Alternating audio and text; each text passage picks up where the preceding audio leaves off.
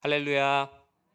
네, 오늘도 이렇게 더운 날 또 주님의 전에 함께 나와 예배드리는 모든 성도님들, 또 각자의 처소에서 예배드리고 계시는 모든 성도님들 주님의 이름으로 환영하고 축복합니다.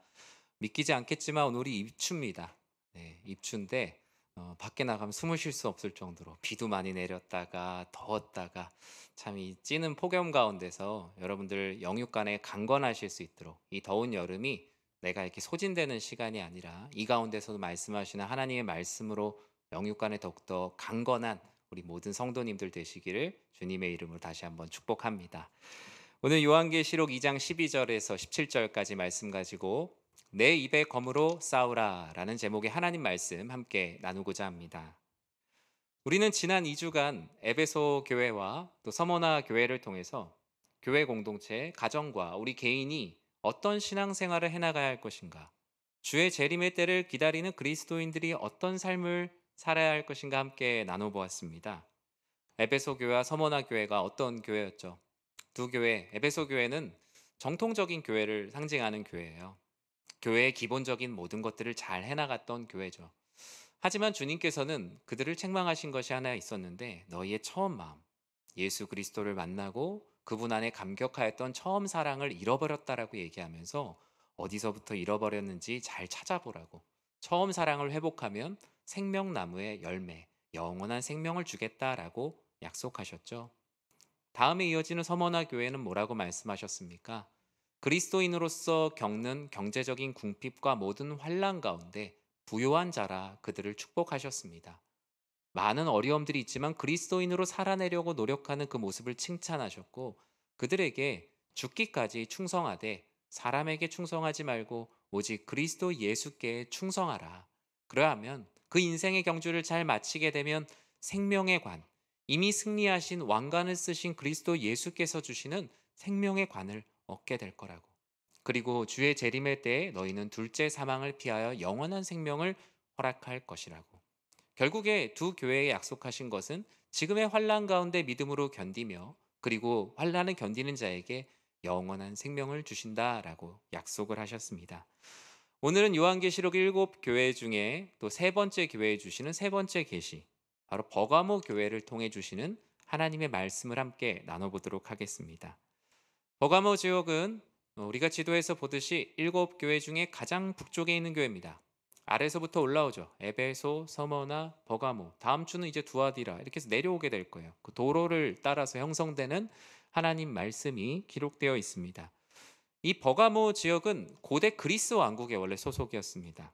그래서 그리스에서 믿어왔던 많은 신들을 섬기는 일들, 우상을 숭배하는 일들이 이미 그들에게 많이 젖어 있는 나라였죠. 본문의 시대 때에는 이제는 그리스 왕국이 아니라 로마의 속주였고, 이미 300년 이상을 이 소아시아 지역의 수도의 역할을 감당했던 것이 버가모입니다. 이 버가모라는 곳은 견고한 요새라는 뜻을 가지고 있어요. 요새라는 뜻처럼 무언가 지대가 낮은 지역과 아주 지대가 높은 지역으로 나뉘고 있어요. 이 버가모라는 말은 뭐 양피지라는 단어의 의미에서도 왔다고 하고 뭐 가죽이라는 의미에서도 왔다고 해요. 그래서 우리가 잘 알고 있는 그 명품 브랜드 페라가모의 어원과 이 버가모가 같은 어원을 가지고 있습니다. 지대가 높고 그리고 높은 지대를 아크로폴리스라고 불렀어요. 보시면 아시겠지만 아래 지역에 사람들이 살고 있고 높은 지역에, 저쪽에 해발 한 3, 400m 정도 되는 지역이죠. 빨간색 박스로 되어 있는 곳이. 거기에 뭐가 있었냐면 그들이 신앙하고 그들이 최고의 가치를 부여하는 모든 것이 저기 다 모여 있습니다. 주님은 그들에게 13절 상반절에서 다음과 같이 말씀을 하셨어요. 내가 어디에 사는 것을 내가 알고 있다. 너희가 어떤 환경에서 신앙생활을 하는지 내가 알고 있다. 그리고 그 높은 곳에는 사탄의 권자가 있는 곳이다 라고 말하면서 버가모 교회의 성도들이 어떤 삶을 살고 있는지 주님은 알고 있다라고 말씀을 하셨습니다. 왜 이곳을 사탄의 권자가 있는 곳이라고 말했을까요? 버가모의 아까 그 높은 지역, 그 아크로폴리스라고 불리는 그 지역에는 고대 그리스에서 믿어왔던 신들을 섬겼던 곳이에요. 뭐 제우스, 아데미, 디오니소스 신전들이 거기 다 모여 있어요. 그리고 로마의 속주로 바뀌게 되면서 그곳에 자연스럽게 아우구스투스, 트라이아노스 황제를 섬기는 신전들, 그 밖에 크고 작은 신들을 섬기는 신전들이 그 산 꼭대기에 다 모였어요. 그래서 산 아래에서 삶을 살아가는 사람들이 아침에 눈을 떠서 하늘을 보면 그들이 무엇을 따라야 되는지를 볼 수 있었어요. 아, 우리의 정체성, 우리가 믿어야 되는 것은 바로 저 아크로폴리스에 있는 수많은 우상들, 사람이 만들어낸 신이구나. 그리고 그것이 그 시대를 지배했어요. 그래서 예수님께서는 이 버가모 지역을 사탄의 권자, 그리고 우상 숭배의 본진이라고 말을 했습니다.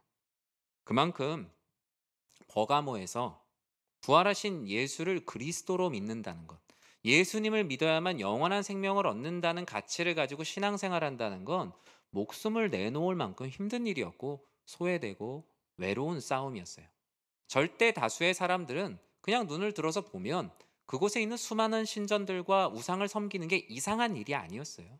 그냥 그 시대의 상식, 그 지역이 말하는 당연한 성공의 공식과 같은 자리들이었죠.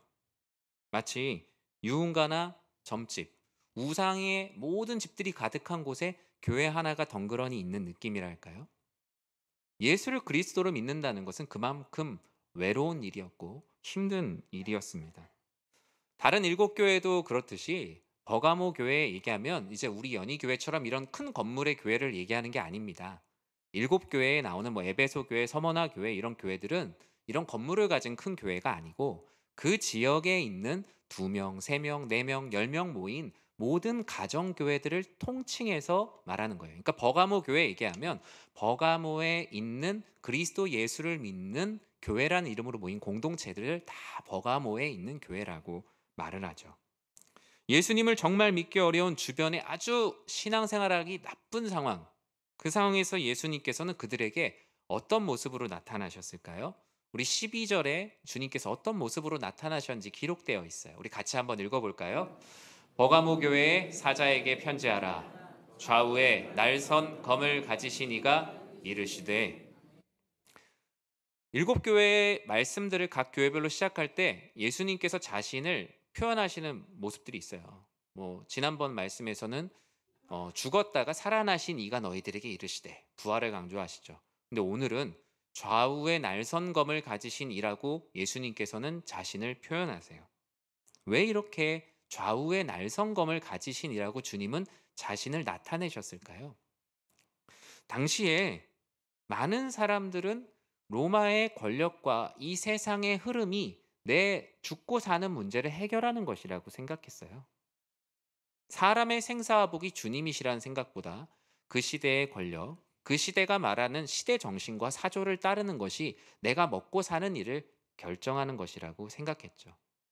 그 시대의 칼은 그 시대의 정신이고 그 시대의 정신은 우상 숭배였기 때문에 그들의 신과 세상을 섬기는 일들, 재물을 탐하고 쾌락을 채우는 모든 것들이 오히려 내 생사를 결정하는 것이라고 생각을 했어요. 영원한 생명을 바라보기보다 이 땅 가운데 삶을 추구하는 것이 결코 이상하지 않은 시대였다라는 거예요. 그런데 주님께서는 그것이 너희의 생사를 결정하는 것이 아니다. 오직 주님만이 너희의 생사를 결정하는 것이다 라면서 좌우의 날선 검으로 이 시대가 말하는 검이 아닌 내가 바로 검이다 라면서 오신 것입니다. 당시 버가모의 총독과 그리고 권력은 마치 일본의 사무라이처럼 삼권을 다 가지고 있었어요. 삼권이 뭐죠? 입법, 사법, 행정 세 가지잖아요. 그러니까 직결 처형권도 있었어요. 그래서 로마의 권력이 그들 앞에 무릎을 꿇지 않으면 내 목이 날아갈 수도 있겠구나. 내 목이 날아가는 곳에 내 목을 드려야겠다라고 생각하는 우상 숭배가 그냥 마음에 거리끼는 것 없이 시대의 상식이 됐다는 거예요. 재물을 따라가는 것, 그 시대의 권력에 줄을 대는 것, 교회가 교회답지 않아도 예수를 그리스도로 믿지 않아도 그 길을 따라가는 것에 양심의 가책이 없는 삶을 얼마든지 살 수 있는 사회입니다. 주님은 그런 사회를 쪼개고자 좌우에 날이 선 검으로 오셨다라고 말씀하시며 너희의 인생은 이 시대의 권력과 시대의 정신으로 결정되는 것이 아니라 너희의 영원한 생명은 좌우에 날선 검이신 오직 그리스도 예수로 결정된다라는 것을 보여주고자 하셨어요. 모든 것을 결정하시는 좌우의 날선검으로 오시는 주님께서 그들에게 무엇을 먼저 말씀하고 싶으셨을까요? 우리 아까 보았던 13절 상반절 말씀을 같이 한번 읽어보겠습니다. 내가 어디에 사는 것을 내가 아노니 거기는 사탄의 권자가 있는 데라. 주님은 그들을 칭찬하셨어요. 왜 칭찬하셨어요? 너희가 살고 있는 그 땅이 참 신앙생활하기 어려운 곳이다. 그것은 사탄의 권자가 있는, 사탄의 자리가 있는, 즉 그 신앙을 가지고 살아가기 참 어려운 시대 가운데 살고 있구나. 그 모습 그대로 내가 너희를 칭찬하고 위로한다 라면서 주님께서 칭찬하세요. 주님은 우리가 어디에서 신앙생활하고 있는지 우리의 신앙생활의 밭을 다 알고 계신다라고 말씀하셨어요. 버가모는 이미 우상이 주인이 된 지역입니다. 그래서 그 중에 특별히 많은 신들이 있지만 치유의 신이라고 불렸던 아스클레피오스라는 신이 있어요. 그래서 그 당시 사람들은 몸과 마음을 치유받기 위해서 이 아스클레피오스의 신전에 와서 예배를 드리고 함께하는 것이 그 시대에서 특별히 이상한 일이 아니었어요. 그리고 심지어 이 아스클레피오스라는 신을 뭐라고 불렀냐면 구주라고 불렀어요. 우리는 구주라는 말을 어디에다 붙이죠?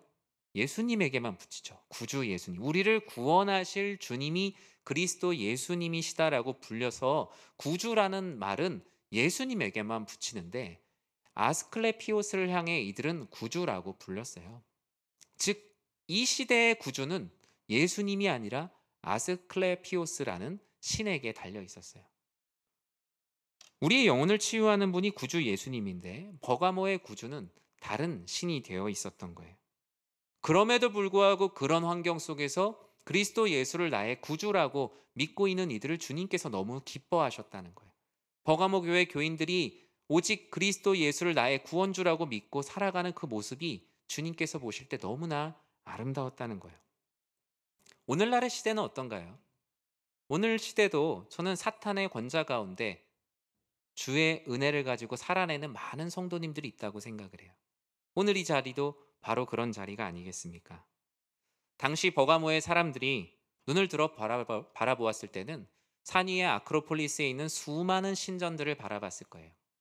마치 지금의 모습으로 본다면 재물을 바라보면서 살아가는 삶, 성공을 바라보면서 살아가는 삶, 명예와 쾌락과 내가 하고 싶은 대로 살아가는 삶, 하나님의 마음이 어떠하든 내 마음이 위로와 격려를 받으면 된다라고 생각하는 자기 중심적 신앙생활을 바라보며 살아가는 삶이 바로 지금의 삶이라고 생각을 합니다.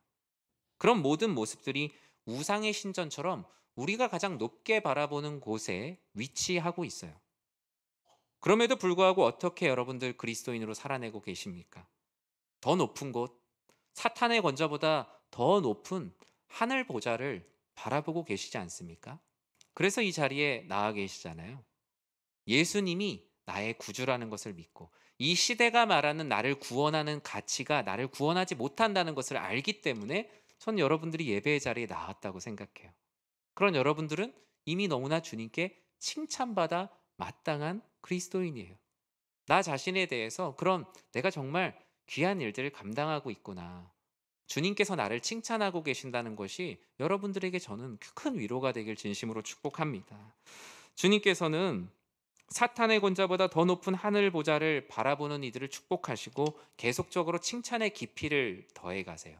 13절 중반절에 보면 어떻게 칭찬하냐면요. 같이 한번 읽어볼까요? 내가 내 이름을 굳게 잡아서 내 충성된 증인 안디바가 너희 가운데 곧 사탄이 사는 곳에서 죽임을 당할 때에도 나를 믿는 믿음을 저버리지 아니하였도다. 주님은 사탄의 권자에서도 이 세상같이 사탄의 이름, 우상의 이름을 붙들지 않고 오직 주님의 이름을 굳게 잡고 믿음을 저버리지 않는 그 모습을 너무나 칭찬하셨어요. 우상의 이름을 붙들고 살면 그 당시의 삶은 너무나 편안했죠. 많은 지위를 보장받을 수 있고 재정적인 안정도 가질 수 있어요. 그리고 사람들과의 관계도 어려워지지 않습니다. 그리고 쾌락을 추구해도 마음에 불편함이 없고 돈을 따라다녀도 마음에 편함이 가득했을 거예요. 누군가에게 목숨을 구걸하거나 아쉬운 말을 하거나 겸손해질 필요도 없이 아주 편안한 삶을 살아갈 수 있었을 거예요. 그러나 버가모 교회의 성도들은 그와 같은 편안함과 안락함을 뒤로하고 우상의 이름이 아니라 오직 주님의 이름을 붙들고 믿음을 저버리지 않는 삶을 살았어요. 그렇게 그들이 할 수 있었던 것은 바로 구원의 확신입니다. 영원한 생명에 대한 가치를 알았기 때문에 이 땅에서 누리는 것들이 조금 부족하다고 할지라도 괜찮다라는 그 마음에 세상 사람은 알 수 없는 놀라운 비밀을 알고 있었던 것이죠. 우상의 이름이 나에게 아무리 편안함과 쾌락을 준다 하여도 그곳에 구주라는 칭호를 붙일 수는 없는 거였어요. 내 영혼을 구원하는 것은 편안함과 안락함이 아니라 그리스도 예수께 죽기까지 충성하는 삶이 내 영혼을 구원하는 유일한 진리라는 것을 믿었죠. 그래서 그들은 모든 이름 위에 뛰어난 이름으로 이 버가모의 요새보다 더 높은 하늘 보좌에 계시는 주님의 이름을 붙드는 사람들이 되었어요. 주님의 이름을 붙든 그 증인 한 사람의 이야기를 오늘 본문은 기록을 하고 있습니다. 성경은 내 이름을 굳게 잡고 믿음을 저버리지 않은 증인의 이름을 정확히 명시하고 있는데요. 바로 안디바라는 인물이죠. 안디바는 버가모 교회의 목회자였습니다. 안디바는 그리고 주님께서 충성된 증인이라는 이름을 붙여주셨어요. 저 그림이 잘 보일지 모르겠지만 안디바가 저기 지금 황소 안에 들어있죠. 황소. 저건 이제 조금 다르게 좀 그린 그림이고요. 밑에 보면 이제 불을 떼고 있는 겁니다. 당시에 그리스도를 믿는 사람들을 본보기로 처형하기 위해서 생겨났던 형틀이 하나 있었는데 그것은 이제 청동 황소였습니다. 굴이나 청동으로 만든 황소를 열면은 그 안에 공간이 있는데 거기에 그리스도 예수를 믿는 사람을 넣었죠. 그리고 밑에서 불을 뗍니다. 그러면 어떻게 되겠어요? 사람이 완전히 삶아지는 거죠. 정말 극한의 고통을 경험하면서 점점 뜨거워지는 고통을 겪으며 순교를 하게 되었어요. 그리고 그 모습을 보는 사람들이 그리스도 예수라는 이름을 꺼내지도 못할 만큼 아주 무서운 통치를 하고 있었습니다. 그런데 이 형틀은 참 너무나 잔인한 게 불을 떼서 그 안에서 사람이 고통스러운 소리를 내잖아요. 그러면 그 소리가 그 소의 입을 통해서 아름다운 음악으로 나옵니다. 그 신음소리가 그 파이프 관을 타고 밖에 있는 사람들은 노랫소리로 듣는 거예요. 얼마나 더 무서웠을까요? 그럼에도 불구하고 안디바를 비롯한 많은 사람들은 믿음을 저버리지 않는 삶, 내 이름을 붙드는 삶을 살았어요. 그것은 안디바의 의지나 그 사람의 인격이 아닙니다. 그것은 주님께서 그 사람에게 그 순간 주시는 놀라운 믿음이죠. 주님께서는 순교할 만한 자에게 순교할 만한 믿음을 주셨고 주님은 그런 그를 향해 충성된 증인이라는 이름을 주셨어요. 우리가 인생 가운데 얻어야 되는 이름이 무엇일까? 여러분, 어떤 직함을 얻기 원하십니까? 어떤 사람들 다 저마다 추구하고자 하는 이름이 있을 거예요. 뭐 임원도 되고 싶고 회장님 소리도 듣고 싶고 사장님이란 이름도 듣고 싶을 겁니다. 주님께서는 그러한 이름도 하나님께서 이 땅 가운데 더 하나님의 일들을 하기 위한 축복의 자리로 옮겨주시는 이름이 될 수 있어요. 그러나 우리가 궁극적으로 추구해야 되는 이름은 바로 안디바에게 주셨던 충성된 증인이란 이름. 그리고 사복음서에서 주님께서 말씀하셨던 착하고 충성된 종이라는 이름을 우리는 꼭 받아야 합니다. 충성된 증인은 바로 예수님 자신을 말씀하시는 것이기 때문이에요. 예수님께서 안디바에게 너는 충성된 증인이다 라는 말은 너는 나와 같은 삶을 살았구나. 너는 성부 하나님께서 이 땅 가운데 성육신하여 이 땅에 있는 모든 그리스도인들의 죄를 구원하기 위해서 십자가의 이름을 지고 살라고 말씀하신 충성된 증인으로 살라고 말씀하신 대로 살아갔던 나처럼 너도 충성된 증인으로 살았구나. 사랑하는 성도 여러분, 우린 지금 과연 어떤 이름을 얻으려고 인생의 경주를 감당하고 있는지 나 자신을 돌아봐야 됩니다. 작은 이름 하나를 얻으려고 내 인생을 올인하고 있진 않은지, 때로는 그 이름 하나를 얻지 못해서 너무나 낙심하고 있진 않은지.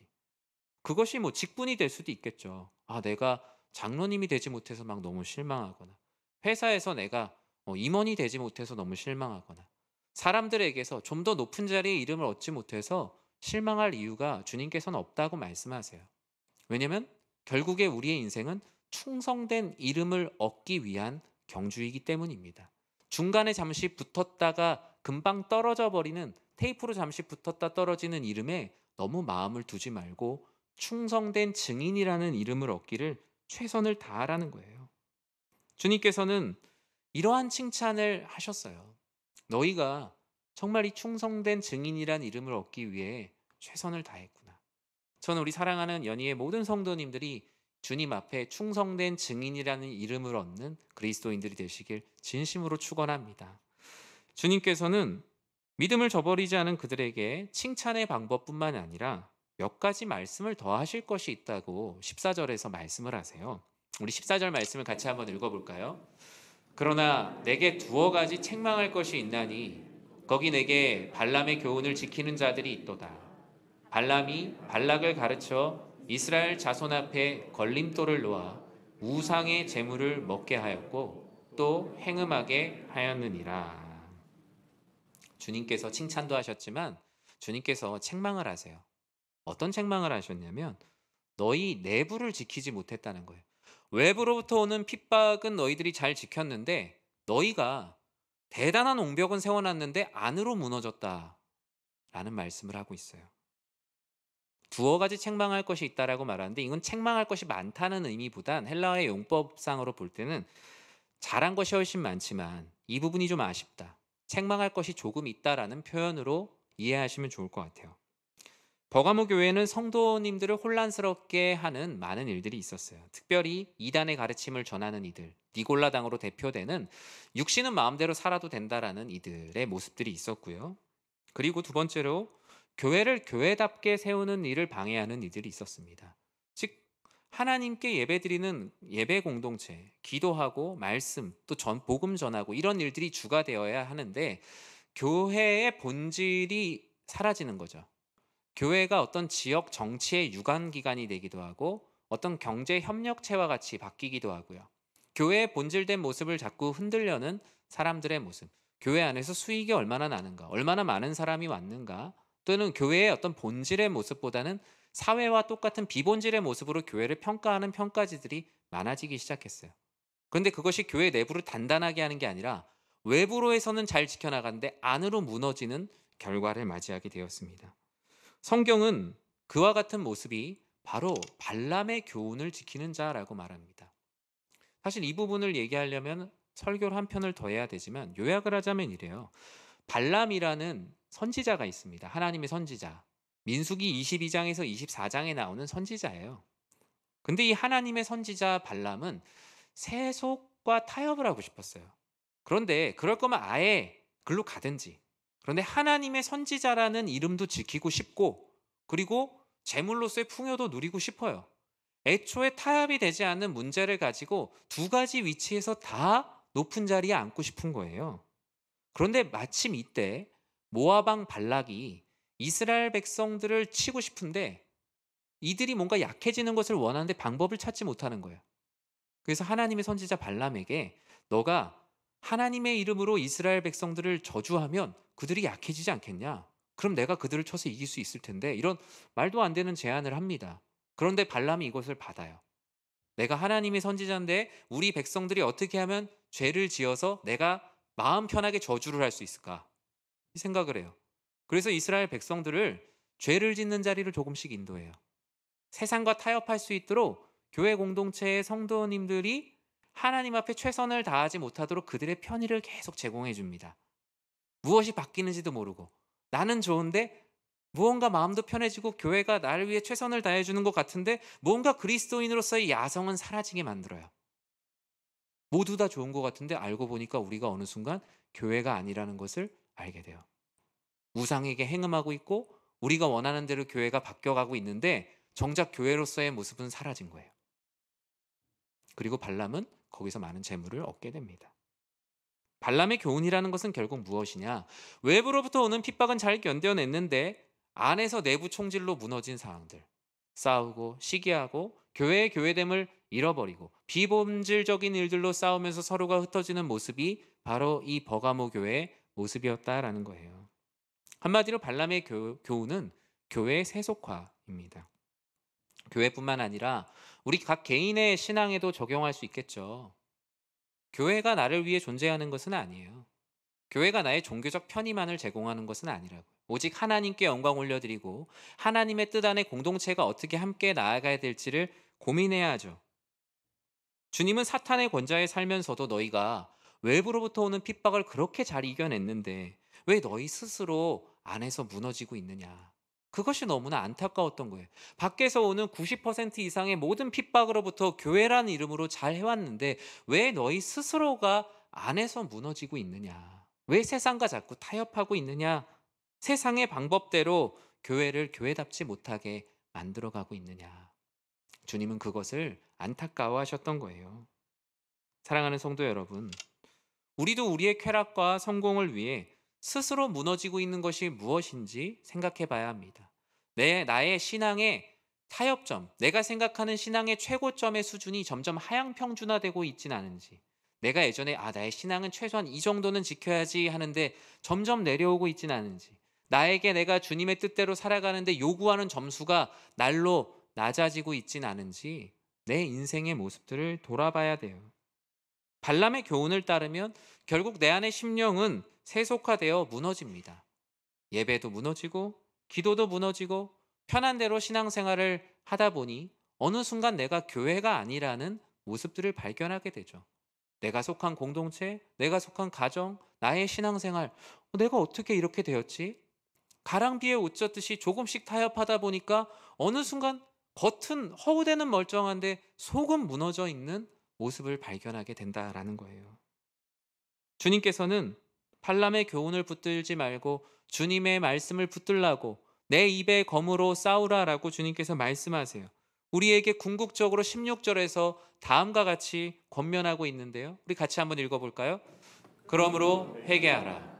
그리하지 아니하면 내가 내게 속히 가서 내 입의 검으로 그들과 싸우리라. 아멘. 주님은 그런 우리들에게 또 버가모 교회를 통해서 권면하십니다. 세상과 타협하지 말고 회개하라. 아주 간단한 말씀을 강하게 하시죠. 발람의 교훈, 재물의 눈이 멀어 세상과 주님을 동시에 섬기려 하고 있는 이들에게 세상과 타협하지 말고 주님 앞에 회개함을 통하여서 사탄의 권좌를 바라보지 말고 그보다 더 높이 있는 하늘 보좌를 바라보는 삶, 영원을 사모하는 삶을 살라고 권면하고 계세요. 발람은 하나님의 선지자도 되고 싶고 발락 왕이 주는 재물도 받고 싶었어요. 애초에 타협이라는 것이 존재할 수 없는 삶을 그가 시작한 거예요. 이미 엎질러진 물이죠. 그런데 주님은 엎질러진 물도 다시 담을 수 있는 방법이 있다고 말씀하세요. 그것은 바로 회개하는 거예요. 그리스도인들은 엎질러진 물도 다시 담을 수 있는 신비로운 힘이 회개 가운데 있습니다. 주님은 회개하는 즉시 너희가 이제는 스스로 링 위에서 싸우지 말고 그 우상을 숭배하는 그 세력과 싸우지 말고 이제는 너희의 근성이 아니라 내 입에서 나오는 검으로 좌우의 날성검과 같은 나로 오직 나의 말씀으로 너희를 유혹하는 외부적 핍박과 내부에서 일어나는 욕심과 세속화의 모든 것들을 싸워 이겨내라고 말씀합니다. 너희가 싸워서 이길 수 없는 것이니 나로부터 나오는 하나님의 말씀으로 너희가 힘을 얻어 성령의 검으로 힘써 싸워 이기라라고 우리들에게 권면하세요. 그렇다면 우리는 말씀을 더 가까이 해야겠죠. 예배의 자리를 더욱더 사모해야겠죠. 더 많이 기도해야죠. 주의 말씀대로 어떻게 살아갈까 고민하는 시간들이 더욱더 많아져야 우리가 이 영적인 세상의 전쟁에서 승리할 수 있지 않겠습니까? 주님께서는 내 입의 검으로 싸우는 이들에게 마지막으로 권면하십니다. 내부로부터 외부로부터 오는 핍박과 발람의 교훈으로부터 이길 수 있는 힘, 그리고 그와 같이 싸우는 이들에게 두 가지 축복을 약속하셨어요. 우리 17절에 이와 같이 기록되어 있죠. 같이 한번 읽어볼까요? 귀 있는 자는 성령이 교회들에게 하시는 말씀을 들을지어다. 이기는 그에게는 내가 감추었던 만나를 주고 또 흰 돌을 줄 터인데 그 돌 위에 새 이름을 기록한 것이 있나니 받는 자 밖에는 그 이름을 알 사람이 없느니라. 아멘. 주의 말씀으로 이 사탄의 권자가 가장 높은 곳에 놓여 있는 것과 같은 세상에서 그리스도인으로 살아가는 이들에게 주시는 축복. 그것은 첫 번째로 감추었던 만나를 주신다라고 말씀하시죠. 여러분, 만나의 뜻이 무엇입니까?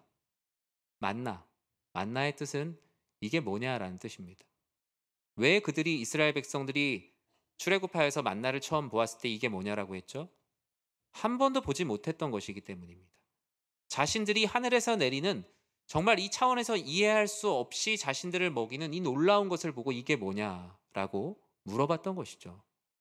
그런데 주님께서 감추었던 만나를 주신대요. 이 세상에서 사탄의 권자 가운데서는 절대로 한 번도 경험해 보지 못했던 영원한 생명, 그 영생은 이 시대 가운데는 감춰져 있으나 그리스도 예수의 이름을 붙들고 끝까지 살아내는 이들에게 주님께서 주의 재림의 때에 보여주신다는 거예요. 너희의 생명을 살리는, 세상 사람들은 이것이 무엇이냐라고 얘기하겠지만 너희는 나의 예언된 말씀을 통해서 이것이 나를 살리는 말씀이요 영원한 영혼의 양식이구나라는 것을 알게 된다는 거예요. 내 입의 검 주의 말씀으로 싸우며 살아가는 이들에게 주님께서는 감춰 주었던 만나, 영원한 생명을 주신다라고 약속하세요. 그리고 주님은 흰돌을 주신다라고 약속하시죠. 흰돌은 뭘까요? 당시에 로마의 법정에서는 재판을 할 때, 배심 판사들이 판결을 할 때 유죄인 경우에는 검은 돌을 던져 주었고 무죄인 경우에는 흰 돌을 던져 주었습니다. 즉 검은 돌은 유죄, 흰 돌은 죄 없음, 무죄를 상징하죠. 흰 돌을 주신다라는 것은 이 땅 가운데 살아온 너의 삶이 잘못 살지 않았다라는 주님의 궁극적인 칭찬입니다. 세상을 살면 어떻습니까? 이 시대에서 따라가는 가치를 따르지 않으면 그렇게 살지 말라라고 얘기하죠. 지금 신앙생활 할 때냐? 신앙생활을 사치로 여기는 이들도 많죠. 먹고 살기도 바쁜데 왜 그렇게 예수라는 이름을 붙들며 살아가는가? 그건 넌 죄다.